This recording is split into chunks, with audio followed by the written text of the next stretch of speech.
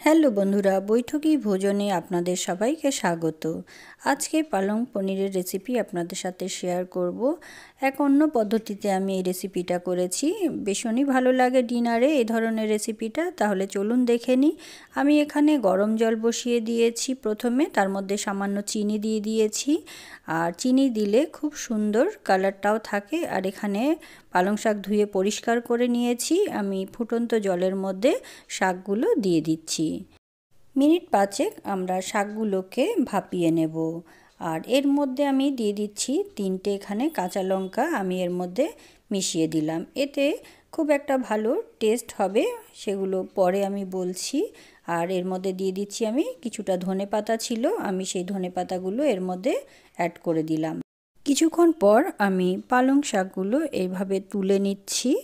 নিয়ে আমি এখানে বরফের জল বার করে রেখে দিয়েছি আর কিছুটা বরফও দিয়ে দিয়েছি। এর মধ্যে আমি শাকটাকে ভিজিয়ে রেখে দেব।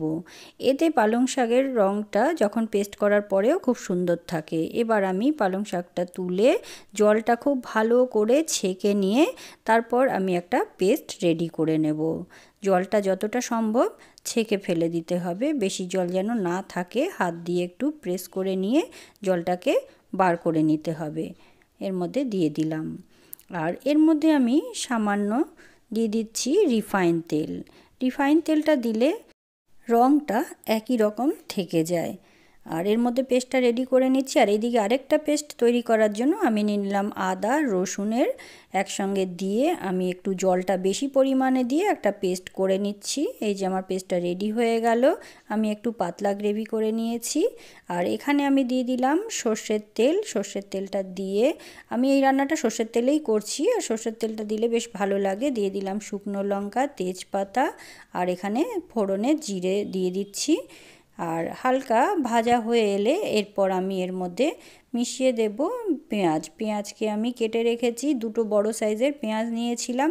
আর এইভাবে রাফলি ছোট ছোট করে কেটে নিয়েছি, খুব বেশি ছোটও না খুব বেশি বড়ও না।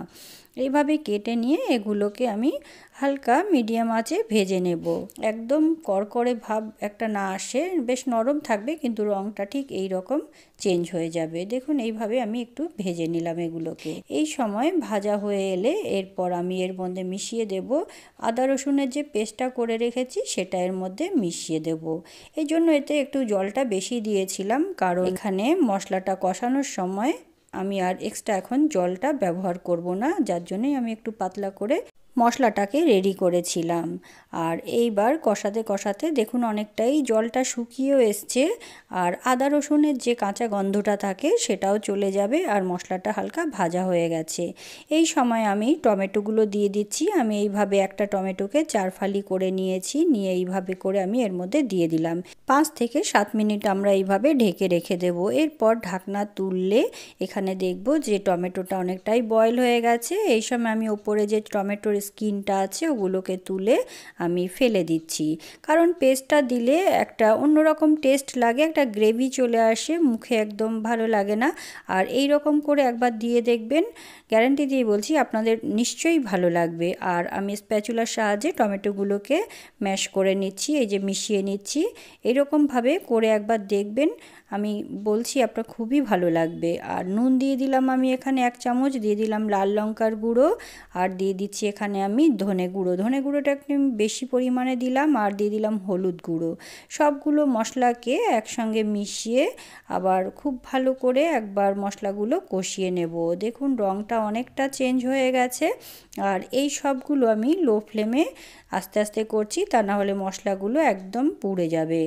এরপর বেটে রাখা পেস্টটা আমি এর মধ্যে দিয়ে দিচ্ছি। দেখুন রঙটা কি সুন্দর আছে, কেন বলুন তো? আমি এখানে দিয়েছিলাম হচ্ছে তেল, রিফাইন তেল দিয়েছিলাম আর চিনিটা দিয়েছিলাম, যার জন্যই রঙটা একই রকম আছে। আপনারা যদি হলুদ না দিতে চান না দেবেন, তাহলে একদম সবুজ থাকবে। আমি যেহেতু হলুদ দিয়েছি তাই এখানে রঙটা সামান্য চেঞ্জ হয়ে গেছে। আর এইভাবে আবারও সবগুলো দিয়ে পেস্টটাকে আমি একটা গ্রেভি তৈরি করে নিচ্ছি। আর আমি এখানে মশলা ধোয়া যে পেস্টটা করেছিলাম সেই মধ্যে জলটা দিয়ে সামান্য করে করে এর মধ্যে দিয়ে দিলাম। দিয়ে এগুলোকে খুব ভালো করে মিশিয়ে নেব, যাতে গ্রেভিটা একটু শুকিয়ে আসে। গ্রেভিটাকে যাতে কাঁচা গন্ধ না থাকে, থাকবে না যদিও, আমরা বয়েল করে নিয়েছি। এই দেখুন এইভাবে কষাতে কষাতে অনেকটাই শুকিয়ে আসবে জলটা। যতক্ষণ না জলটা শুকিয়ে যাচ্ছে ততক্ষণ গ্রেভিটাকে আমাকে নেড়ে যেতে হবে। ক্রমাগত এইভাবে কিছুক্ষণ পর পর নাড়তে হবে যাতে নিচটা ধরে না যায়। দেখুন এখানে অনেকটা জল শুকিয়ে আসছে, আর এইভাবে কষিয়ে নিতে হবে। তাহলে কি বলুন তো, এখানে কাঁচা যে কোনো রকম গন্ধ থাকবে পালং শাকে সেটা থাকবে না। আর আমি এখানে 1 চামচ আটা দিয়ে দিয়েছি। এটা একটা ট্রিক্স, এটা কিন্তু সবাই করে না, আমি এখানে দিলাম এই কারণেই, আপনারাও দিয়ে দেখবেন।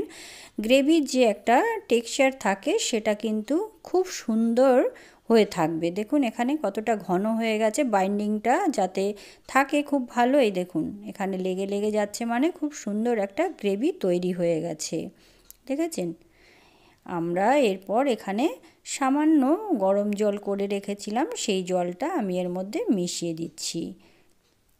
আর এইভাবে আপনারা গ্রেভিটা আপনাদের পছন্দ অনুযায়ী এখানে জলটা ব্যবহার করবেন। আমি প্রায় 1 কাপ মতন এখানে দিয়ে সবগুলোকে আরও একবার মিশিয়ে নিচ্ছি। আর এই দিকে আমি কসুরি মেথিকে হালকা ভাজা করে নেব, তাতে এতে খুব সুন্দর একটা সেন্ট বেরোয়, যার জন্যে হালকা, বেশি না, একটু গরম হয়ে গেলেই আমি নামিয়ে হাতে ক্রাশ করে এর মধ্যে দিয়ে দেব।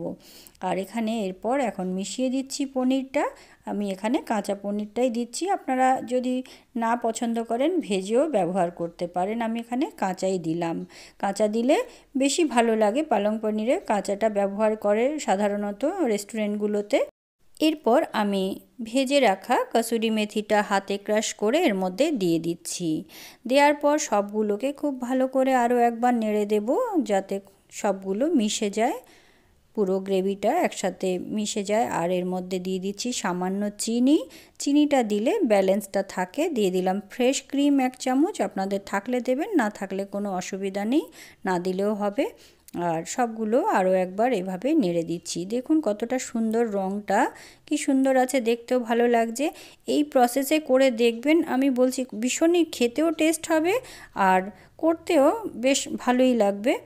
এখানে সবার শেষে আমি একটা বাটার দিয়ে দিলাম। আমার রান্নাটা এখানে প্রায় শেষ হয়ে এসছে, আমি আর বেশি শুকাবো না, তাহলে অনেকক্ষণ রেখে দেওয়ার পর আরও শুকিয়ে যাবে।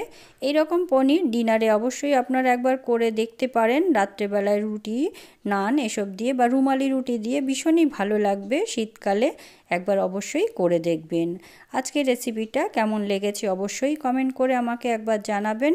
এখনও যদি চ্যানেলটাকে সাবস্ক্রাইব না করে থাকেন তাহলে চ্যানেলটাকে সাবস্ক্রাইব করে নিন। দেখা হবে নেক্সট আরও একটা ভিডিও নিয়ে।